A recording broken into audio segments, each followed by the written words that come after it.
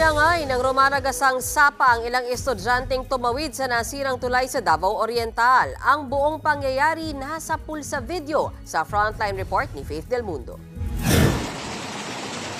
Maingat na tinatawid ng mga estudyanteng ito ang kawayang tulay sa gitna ng rumaragasang sapa sa Caraga, Davao Oriental. Kasama nila ang ilang guro papunta sa kanilang paaralan. Nang biglang bumigay ang kawayan. Tatlong estudyante ang hindi pa nakakatawid.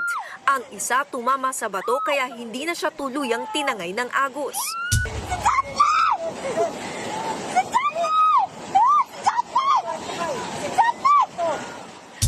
Ang isa namang estudyante nakipagbuno sa ragasa at lumangoy papuntang batuhan. Habang ang isa pa, nasagip ng bigyan ng makakapitang kahoy. Nangyari yan noong Lunes ng hapon. Ayon sa kanilang guro na si Rodner Abitona, mas pinipili nilang dumaan sa sapa kahit na may iba pang alternatibong daanan dahil mas malapit daw ito sa paaralan. Nagkataon lang daw na umulan kaya rumagasa ang tubig. Sa mga bato naman sila dumadaan kapag hindi tag-ulan at walang gaanong tubig sa sapa.